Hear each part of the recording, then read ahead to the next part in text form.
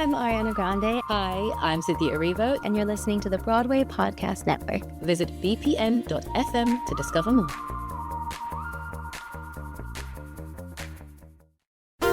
There's a cat over here. There's a cat over there. And the wrong one died. And the wrong one died.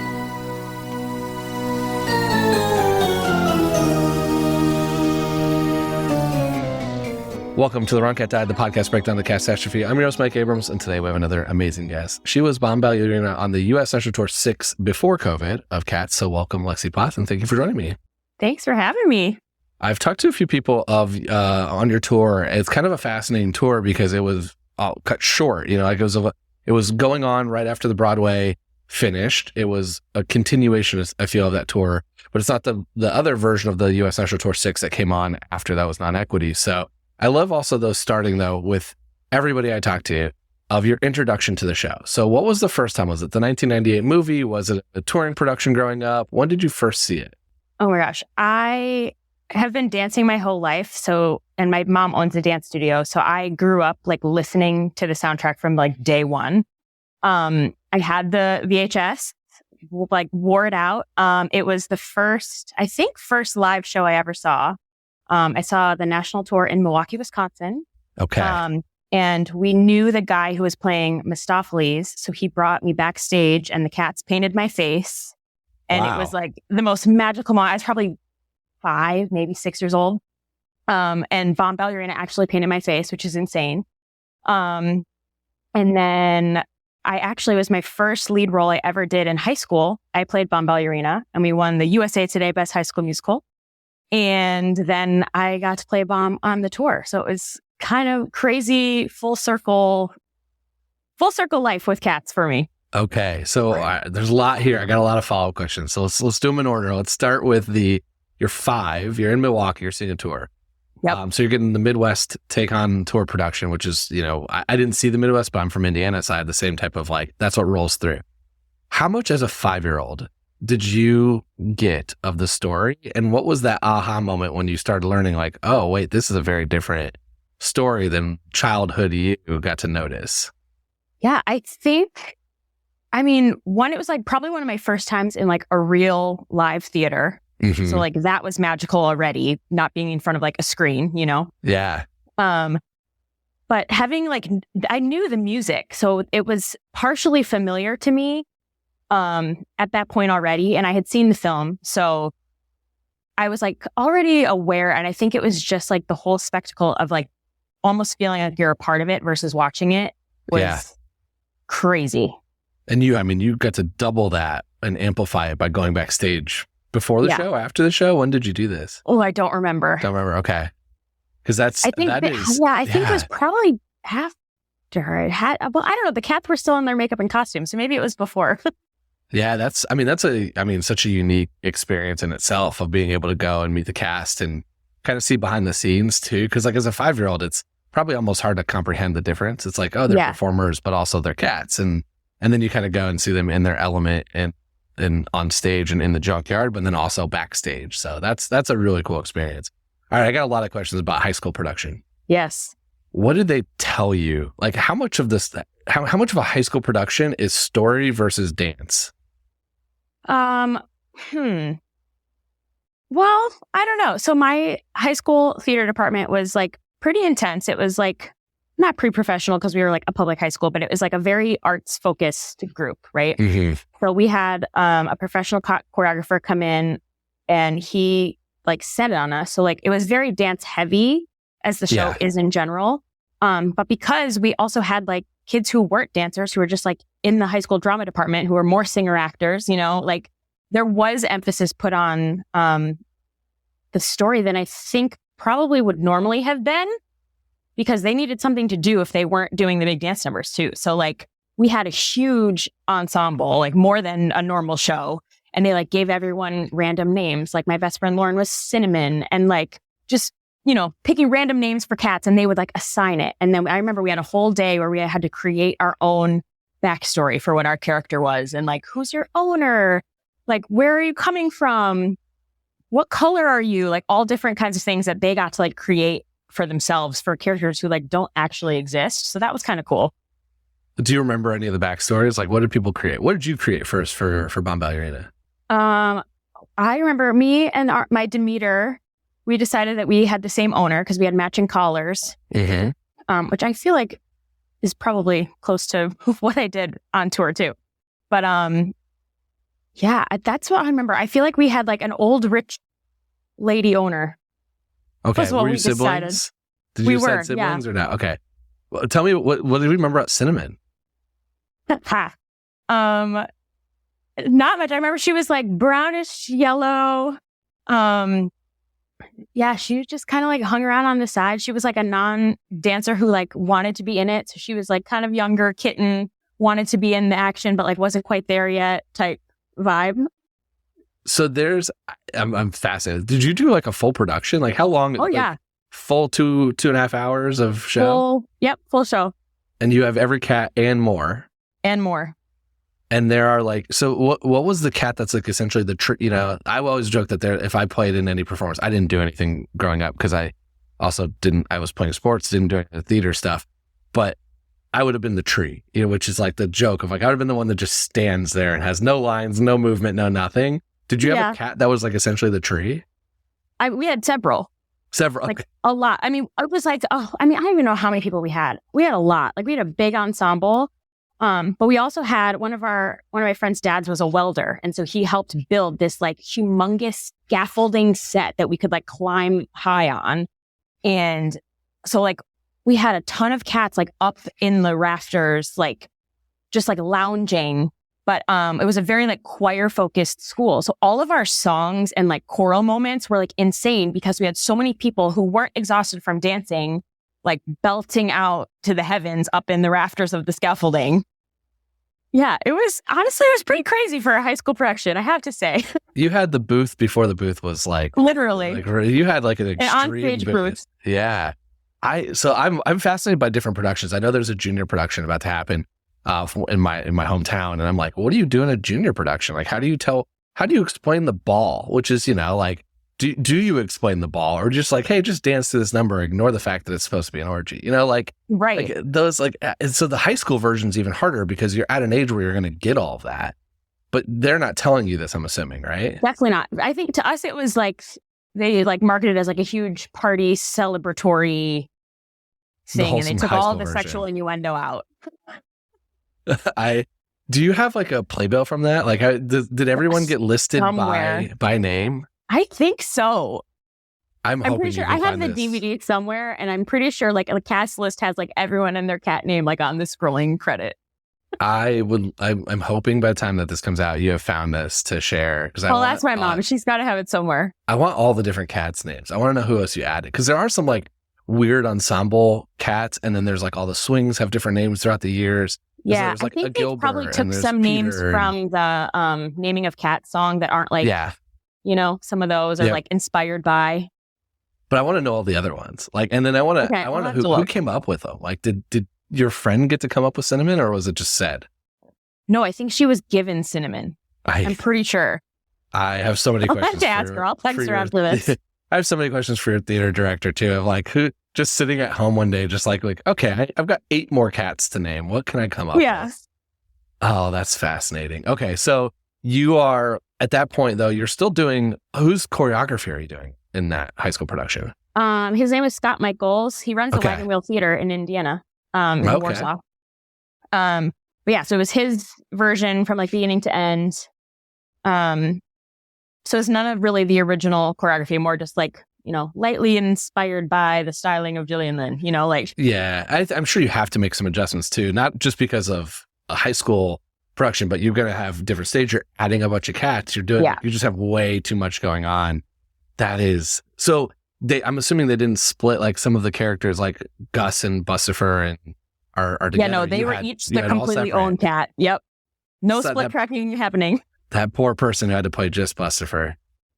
Yep. He loved it. He was great.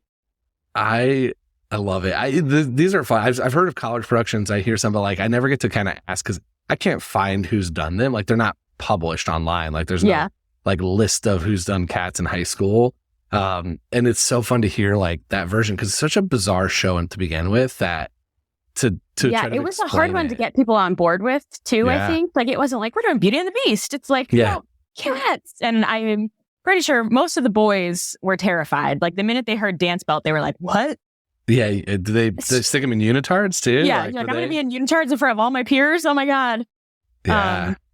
But honestly, everyone like I always say with cats, you kind of have to drink the Kool-Aid and just like buy in, and everyone bought in. Like by the end, like we were so proud of that show. Like I don't even know, it was very special. Was there any like now that you've done it on tour, like at least you're given a lot more of the story? What from that high school production was like, oh, that would have never worked in the true Cats world? Like, did you have any like relationships? Not relationships as like high school relationships, but like these two cats ended up being great friends in the high school production, but like in real Cats world, they probably would have hated each other, or there's some other like weird nuance to it. Not that I really remember. I feel it felt pretty similar to me, honestly. At least my property, because my character was more defined. I didn't have like as much wiggle room there as maybe Cinnamon did on the side. But yeah, I don't know. I mean, at the time, I felt like a professional when I was in high school, and it felt very real to me. That's awesome. Yeah, I don't know. Looking back, like I had similar feelings, even being on stage playing the character. Like there was a familiarity there. So now fast forward to going on tour or auditioning for a tour where you're like, all right, here's how we did it in Wisconsin. Like, did you lean into your experience, or was it something where it's just like, I got to start fresh? Probably a little bit. I mean, at that point it had been like over 10 years since I did it. But, growing up, I feel like most little girls, when they see cats, they want to be the white cat. They want to be Victoria. Yeah. Like, it's just that, like, that was not it for me. Like, I, from day one, wanted to be Bombalurina. Like, McCavity was my favorite song. I was drawn to her on stage. In the movie, she was my favorite. Like, I always felt a connection to that character. And so when I was going into the audition, I was like, this is mine. Like, it's funny. People used to make fun of me because they would be like, oh, we should do this in the fall. And I would say, before they even announced auditions, I was like, oh no, I won't be here. I'll be on the Cats tour. And they're like, haha. I was like, no, I'm not kidding. Like, I'm going to be on the Cats tour. And it's like one of like the first things I like vividly remember manifesting it actually happening. Like, I was like, nope, this is mine. Like, I walked into that room and I was like, it is mine. I'm taking it. That is awesome. So tell me about that process. Like, what was it like? Because it seems so foreign now with everybody I've talked to not post-COVID, but like since the pandemic. It's a very different process in general. So this is like, bring me back to that. It's on Broadway and you're about to go on tour. Yeah. So when it was on Broadway, I was actually on the road with Bullets Over Broadway, I think. And I remember being devastated that I wasn't going to be able to be there for the auditions for the Broadway show. Because I was like, oh my God, they're bringing cats back and I'm not there. And I was non-equity at that point, and I was just devastated. And so then when I heard that they were doing a tour, I was like, okay, this is it. This is my chance. I'm doing it. And so I went to the ECC and went through callbacks, like a couple rounds of callbacks. And then we were in like that dance camp week that I think a couple other people have talked about on here, where it was intensive, like 10 to 6. You'd find out the night before if you were coming back the next day. Like, it was insane, but amazing at the same time. And I'm technically too short to play Bomb, according to the character breakdown, by an inch. And I will never forget, I was singing in front of Andy. I like sang through McCavity and I did it all. And he goes, how tall are you? And I was like, 5'7". He's like, okay, cool. And I walked out. I was like, oh no, I'm out. I blew it. I should have said 5'8". But it ended up being fine. Yeah. 5'7"-ish, Yeah, 5'8"-ish. Yeah. It is interesting because it's like there is over time. I just was talking to somebody else on the show. I don't know if it'll come out before or after, but we talked about how in the early time of Cats, it was very specific about like, you've got to be at least this tall, or you've got to be this age or personality, or like you really got to have that like innocence to be Victoria. And now it's like I think they're a little looser. It's like, you know what, let's get the best performer for the role. And like, as long as it's close or it's ish, we can kind of work the rest as it's theater, and they're cats. So it's a little different. But I've noticed that because like you get younger Grisabellas than you used to have, and you get younger Jenny Anydots than you used to have. So it is an interesting piece. I'm glad it didn't cost you the role. Same. But with that moment where you're like, you probably walked out being like, oh no. Yeah, I was terrified. I was like, oh God. And like, especially because he like specifically asked. I was like, okay, so you know that I'm too short, but like, hope it's okay. I don't know. But maybe. Okay, so you get cast. You get the job. What's that process like with learning the story? Like I'm fascinated by the story piece, especially you've seen it, you've done a different version of it. You did the party version, not the high school PG version or PG-13 maybe version. What's that like, that first moment when you're hearing the full story? I mean, for me, it was magic. Like, I don't know. I feel like Cats is a very polarizing show. You either love it or you don't. There's a very few people that are kind of like, yeah, it's fine. Like, I don't know. It's very polarizing. And so for me, having like grown up my whole life loving it, like hearing and being involved in it for real was like pure magic for me. Was there anything that surprised you? Like how much, like when you're hearing the full rundown, all the relationships, all the stories, all the cats, were there things where you're just like, whoa, I did not expect that. I didn't know that. I didn't think about that. Like what was new to you? Oh, I'm trying to think. I don't know. I was such a Cats nerd that I feel like I like knew a lot of it. Yeah. I'm sure there were a couple things, but I can't really recall any. So did you know all that in high school though? Like, did you know a lot of those like nuances? Like, cause I knew none of this stuff until 2016, actually, until I started this podcast. I've learned stuff over time, but like when I saw it the first time, I didn't know that was an orgy. I kind of figured out that Victoria was having a coming of age on stage. Like you can piece some of that together, but you really don't piece a lot of it. And I mean, I guess I'm like, wow. I knew all of that, but I probably didn't fully like actualize into my brain until we were doing it. I was like, oh, like I knew that was the plot, but now I'm like, I get the plot. No way. Okay.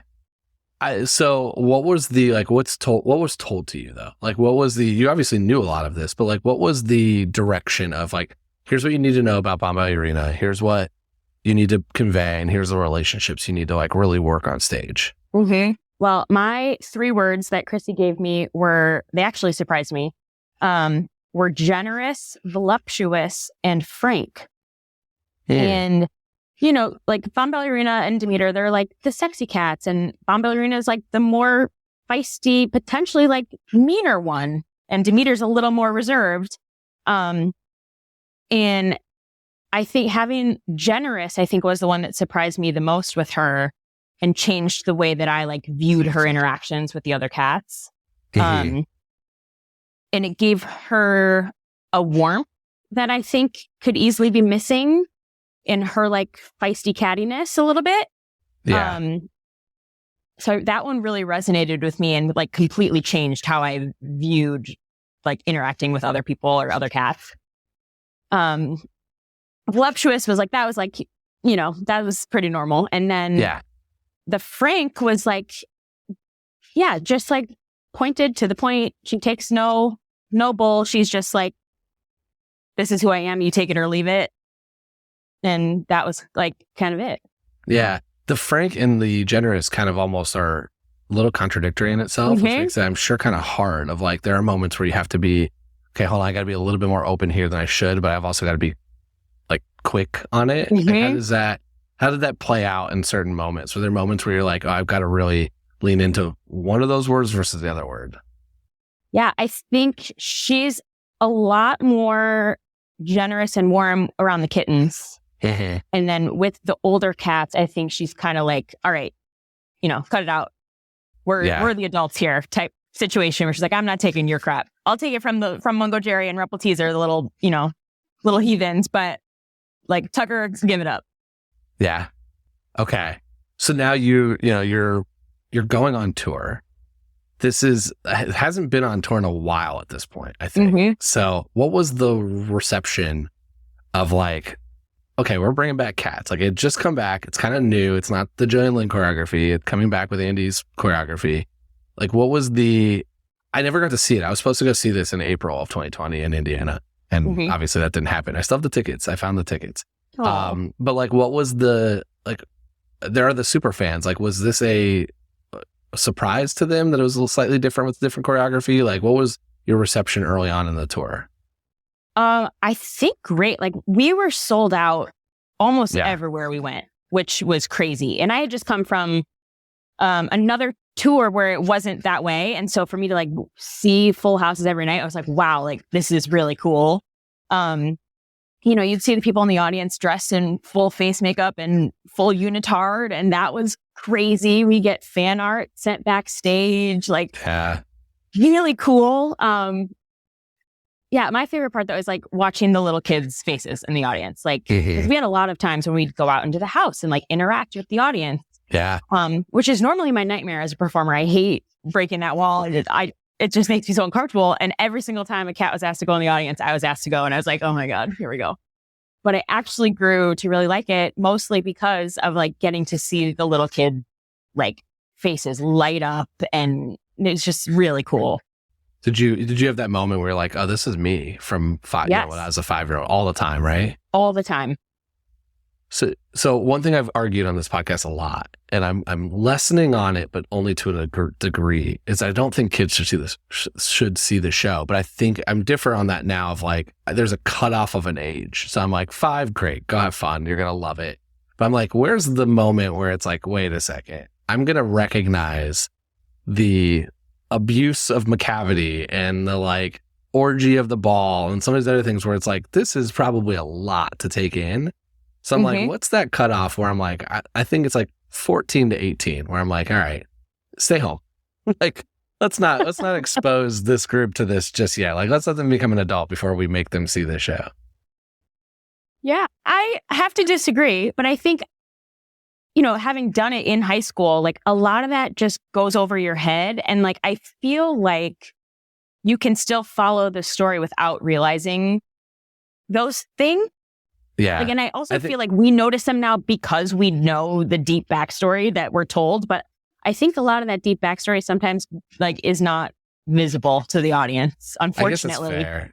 That's totally fair. I saw it as an adult. I saw it in 2016 for the first time. So I was a full adult and I was like, this is a lot. This is a whole lot. And I'm like, my mom brought my sister and I'm like, did you really bring either of us to this as a kid? Like, did we really see this? Like, like I'm kind of questioning parenting here a little bit, but now I'm like, all right, I'm softening on this stance a little bit. And then hearing all the, like, I went to the tour this past year and I did get to see, like, a friend brought their kids and then their niece and nephew and they were super young and they loved it. I'm like, okay, I get the magic of theater and the disbelief of like they're cats, it's not, they're not humans, but I know too much, and as I know too much, I'm like, no, we shouldn't be telling the story to a 5-year-old.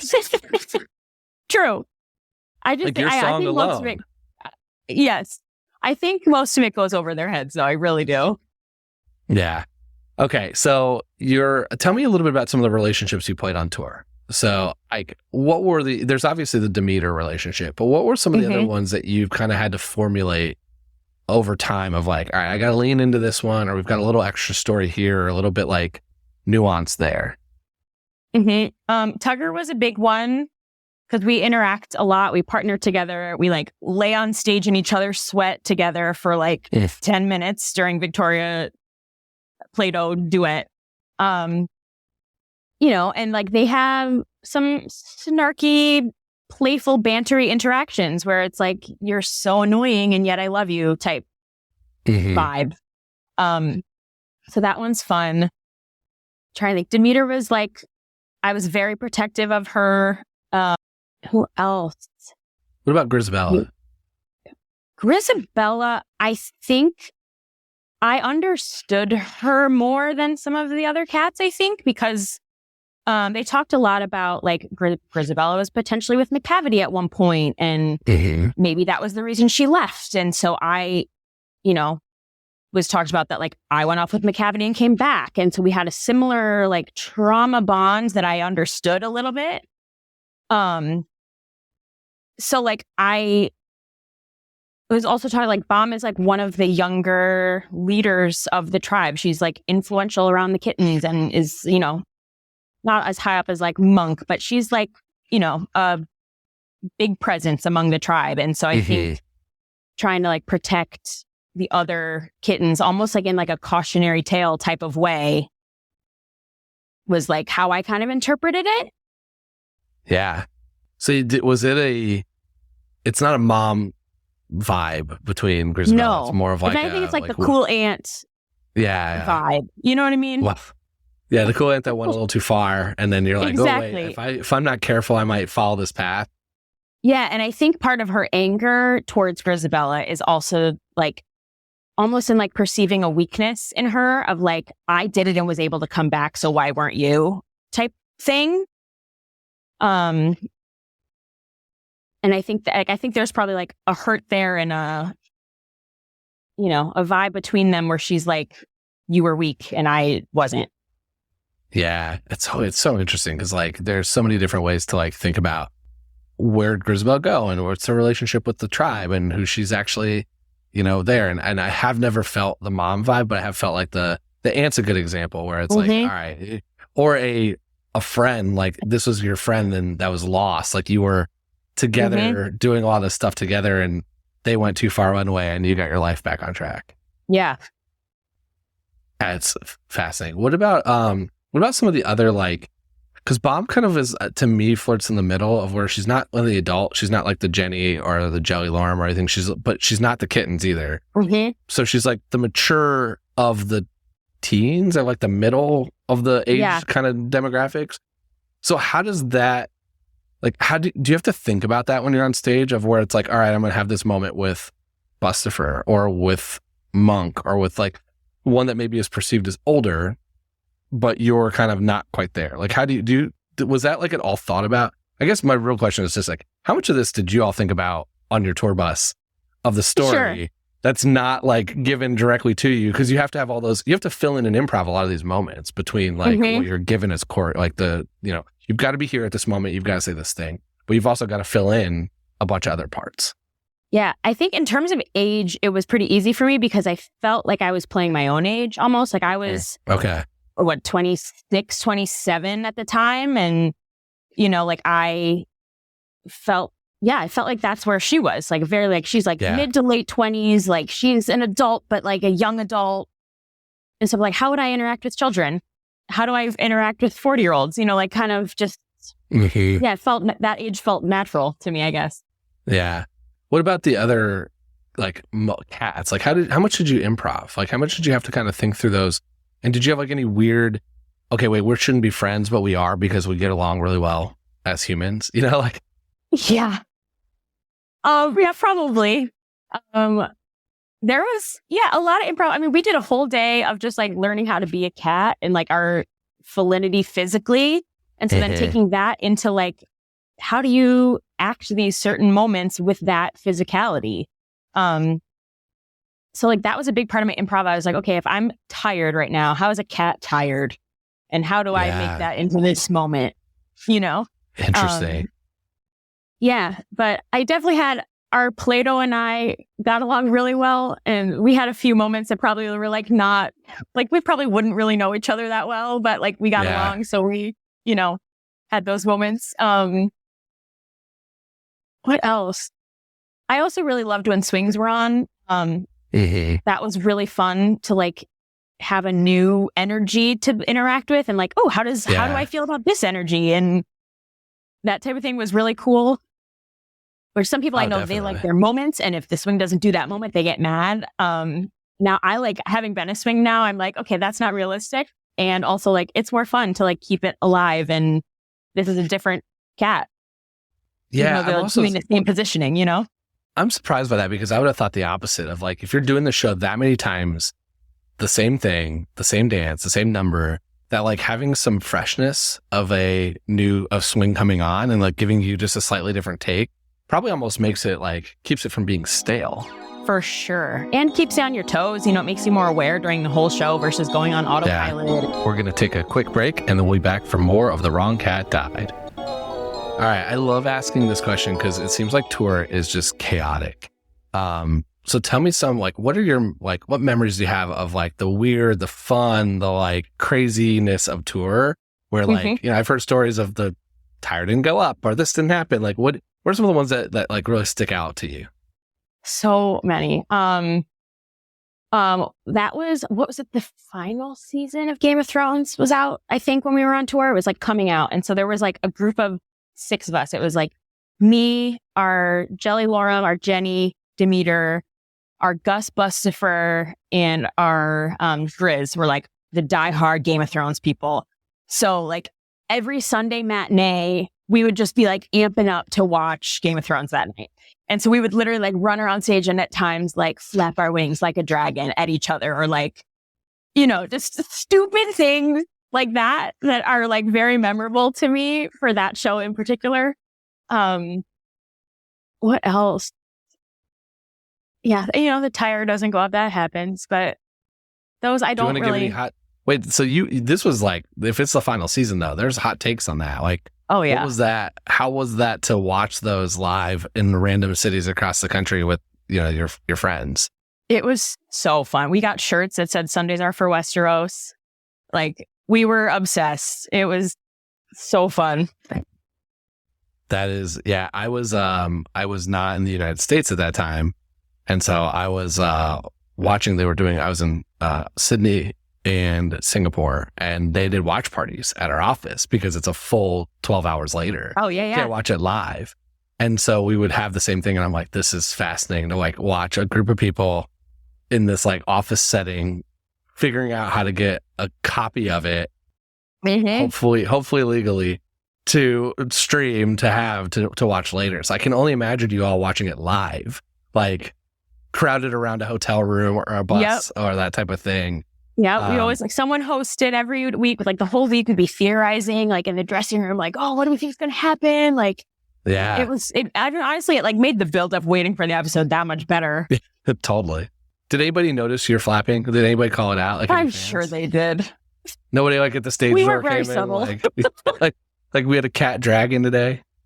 Yeah, we weren't very subtle. I'm sure people noticed. I hope when someone listens to this, there's some amazing cats artists that like. Did you ever get any Game of Thrones crossover? Art? No. All right, I'm hoping if someone's listening, there's artists I would love to see some of that. There's some like, I'm surprised you didn't get it because there's so many.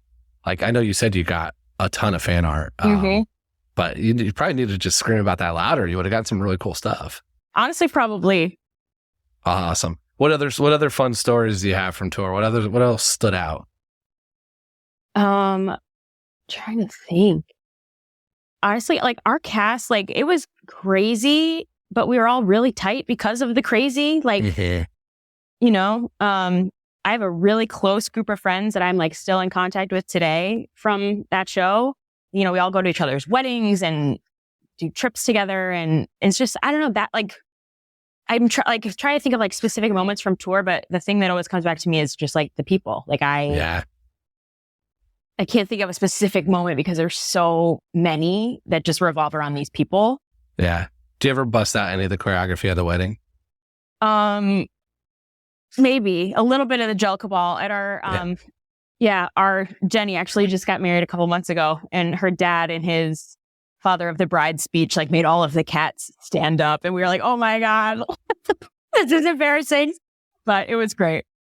That's awesome. Yeah, I can just imagine you all like doing part of a number on the dance floor at a wedding in normal. Yeah, we'll bust out the Gel Cabal a little bit in normal human clothing. Just for sure. Yeah, I love it. I will say for a long time after tour, I had trouble posing without a paw.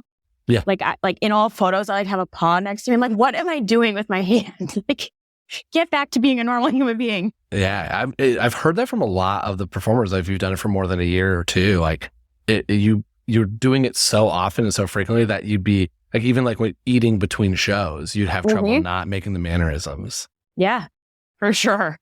I can't fathom it. Did you have to go on when you're on tour? Did you eat in like makeup between the two shows, like in cat, basically?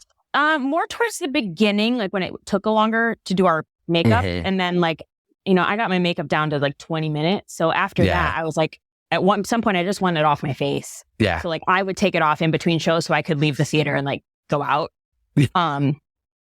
But yeah, there were times when I was like, I don't want to leave, and we're not allowed to leave the theater with our makeup on. So you're either like ordering food into the theater or you're taking it off to go out. So there are a couple times we'd order in and just like chill, but I just imagine you all go into like a diner in full makeup, like between shows, just like we're going out. You know, that was called half cat, and you're not allowed to post in half cat. You're either full cat or no cat. There's no half cat. No half cat. Half cat's not allowed. No half cat. I love it. Okay, let's do some rapid fire. Okay. Oh God, I'm scared. If you could go on for one character, one night, doesn't matter if you're the right height or gender or whatever, just you get to go play one night. Which cat do you want to go on as? Bombalurina. You want to go back? What if I take her off the table though? Demeter, I guess. So you just want to go to the other side? Just want to do that half of the song? Yeah. Okay. What about from the high school production? If you could go be any non-cat, any new cat that your high school created, who would you want to be? Oh. Do you remember any of the names, or is it just Cinnamon? Honestly, pretty much just Cinnamon. Okay. Never mind. Well, because she's like my best friend still to this day that I remember. Who are your favorite and least favorite cats? So ignore actors and performers, just character-wise. I love Tugger. And I love Gus. Okay. That's great. That's great for my final question, I think. Mm-hmm. So, what about least favorite? Least favorite. Oh, I don't love Skimble, I think. Ooh. All right. What's the rationale? I just think he's bossy. Yeah. Is that how many, just even thinking through that question, how much of that is influenced by being Bombalurina for so long versus like you as Lexie? Probably a lot. Yeah. Okay. But I'm also like, even as a person, I'm not type A at all. And so sometimes type A people like can rub me the wrong way. And I feel like Skimble is like very type A, and we just probably wouldn't vibe. Okay. What's your favorite song from the show? McCavity. I'm biased, but it always has been ever since I was a little kid. Yeah. I do love Tugger though too. Okay. I love it. McCavity's my answer right now still. It was Mungo Jerry and Rumple Tees when I first saw it, but I've figured out why I like that song so much later on as I've recorded more of these. But I think the answer is McCavity for me. I just think the song's so unique. Song. Yeah. It's the best one. I always like asking fun questions. So I have one written, but I'm going to add one to it. So I'll ask you the one I had written first, which is your tour ended because of the pandemic. So which cat do you think would have been the best prepared to survive March of 2020? Jenny Anydots. Oh, that's a good answer. I would have thought Bustafer. I just feel like he's probably hoarding stocked food. and loaded. Yeah. But I feel like Jenny's got like a bunker, and she's like, she's ready. You're probably right. You're definitely right. Okay, my other fun question that I'm adding now because of your high school production. Okay. Which cat do you think is probably thriving most in high school? And which one is struggling most with high school? Oh. Mungo Jerry's thriving. Ooh, okay. He's like the cool guy. He's bringing the booze to the party. He's like popular, fun guy. And then I feel like Victoria's struggling. Okay. I like that. I was thinking differently. I had to think of these quickly, I think Bomb is thriving. I think she's like almost Mean Girl style, like running the show, but I feel like it's similar to Mungo Jerry in a way. Yeah. And then I think the one that's struggling is probably Mustapheles, because I'm not sure Magic is landing in high school. Like, I think he's going to become cool later in life, but I think he's probably at the moment struggling. And that I feel that. Yeah. Okay. $1 million question. Okay. I've already argued at length that I don't think Grisabella should be the right Jellicle choice. So I want to hear from you as Lexie. If you're old Deuteronomy, who are you sending up and why? I would pick Gus, I think. I mean, I love him. I already said that. But I feel like he deserves it. He's been a good person. He's served his debt to society. He's old. He's not healthy anymore. Like he's ready for a new life. I agree. have nothing to add here. I'm ready. I'm just glad that was the answer. Do most people say that or no? I feel like that's a very obvious choice. So right now it's really I've been keeping track. I do have a full ranking, and Grizabella has just under half the votes. She's got in the 40s. Gus has in the 30s. So it's pretty much a race between those two. So it's like, if you're either going to stick to the plot and you're going to say Grizabella, or you're most likely picking Gus. And then there's 10 other people that have gotten votes that are just for various random reasons. And they're usually hilarious, and they're usually not thought through at all. Or they're just some fun ones. I've had somebody that was I want to get rid of Bustifer because he's just a strain on the tribe. And so it's that's going to be what's the most valuable. There's some people that picked the cat that they played. It's I played this cat. Here's why I deserve it. But nobody's got more than 4 votes. So it's pretty much a two cat race here. Okay. I mean, I understand why Grizabella is chosen. Same. But I don't like it. Yeah, it should be Gus. I agree. So let her even back into the tribe for one more year and then let her go. Totally. Go to a birthday party or something. You just got accepted back. Exactly. That's been my argument recently too. Okay, wait. So, and actually, I think it was your Grizabella who said Bustifer, by the way. Weird. Yeah, which was made me laugh. It set me dead in my tracks. I'm wait, why? No one's ever said Bustifer. Why would you say Bustifer? And I was no, it's a strain on society. I'm oh, that's probably sounds like true. Harry. Yeah. So, okay. So I want to ask this question though, because I agree with you on Gus. So if I take Gus and Grizabella out, let's pretend Grizabella doesn't come back and you pick Gus this year. Who's next year? Probably Jenny. Jenny? Okay. Or Jelly Lorem, honestly. They're both, I feel right up there where they've lived their life. They've been the motherly figures of the tribe. It's ready. They're ready. Yeah. And who was last year? Oh. I have what I think the answer is. I don't know if there's any truth to it. I don't know. What do you think? I think it's Victoria. I mean, that makes sense. She's the new soul coming in. Yeah. But I also think she's white and pure. Yeah. Was this ever discussed on your tour? No. Okay. That's why but that's a fascinating question. Yeah. I'm out here doing the Jellicle Lord's work, trying to get this conversation into the I love world. So, this has been super fun. How can people stay in touch with you, keep up with everything you're doing, and what's next? Yeah, you can follow me on Instagram. It's lexie.plath. Yeah. If you like to read books, I'm on TikTok at Reading in the Wings. Ooh, all right. Give us a book recommendation. Oh, well, what kind of books do you like? Well, I mean, let's go for the audience. So let's do something that would be, what would a Cats fan book recommendation be? Oh, man. If you're at the stage door, someone come up to you and they're just send me a book. What would you say? I feel like Cats fans are probably into fantasy. I don't know why I think that. Maybe it's because I think that's probably fair, right? It's it's a world created. Yeah. I don't know why. My first instinct said Caraval by Stephanie Garber. Okay. What's the best book you've read recently? Oh, recently? Where's my notes? And then while you're looking that up, did you read the Time War or whatever book that went all over Book Talk? I have not yet, but it is on my list. Okay. Oh, the best book I read recently was Beach Read by Emily Henry. Okay. Written a ton.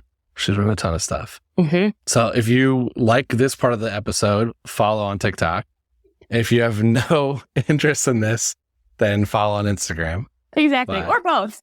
Or both. Yeah, follow them both. Why not? You'll learn something new. Pick up a book. It's good. Thank you so much. This has been so fun. Thank you. This was great. Awesome. And thanks everyone else for listening to this episode of The Wrong Cat Died, the podcast breakdown of the catastrophe. To follow on, you can subscribe on Apple Podcasts, Spotify, or anywhere else to listen to podcasts.